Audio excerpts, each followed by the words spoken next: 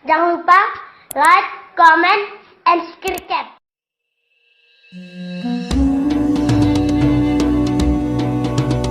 Nabi Ibrahim dikaruniai seorang pendamping yang cantik jelita.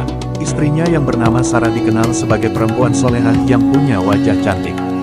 Kecantikannya ini membuat seorang raja yang zalim tertarik padanya. Suatu hari Nabi Ibrahim bersama sang istri pergi mendatangi sebuah negeri yang dikuasai seorang raja yang kejam. Raja tersebut bernama Raja Tutis.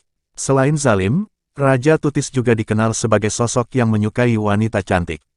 Siapapun yang ia kehendaki harus mau menikah dengannya meskipun dengan cara memaksa. Mengetahui hal ini, Nabi Ibrahim berkata pada sang istri, "Wahai istriku, sesungguhnya jika raja kejam ini mengetahui bahwa kamu adalah istriku, maka dia akan mengalahkanku untuk merebutmu.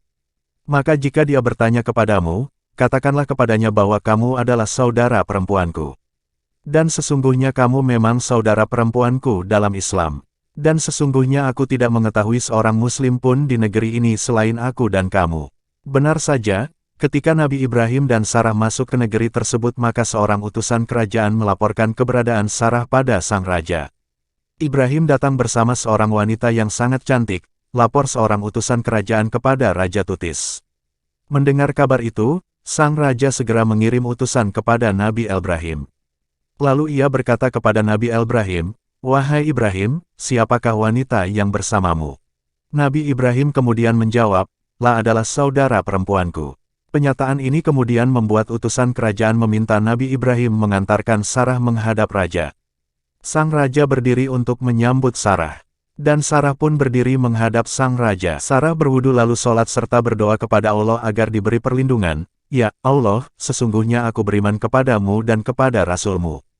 Aku menjaga kehormatanku, kecuali untuk suamiku. Maka janganlah engkau biarkan orang kafir itu memaksaku." Doa ini kemudian dikabulkan atas kuasa Allah.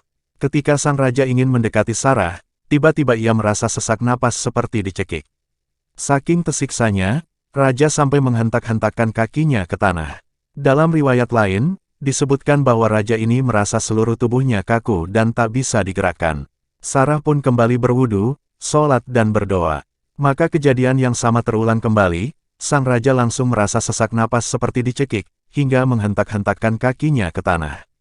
Kejadian seperti ini kembali terulang hingga 3 kali. Akhirnya sang raja memanggil utusannya yang membawa Sarah dan berkata, "Sesungguhnya wanita yang engkau kirim kepadaku adalah seorang wanita setan, dan bukan manusia.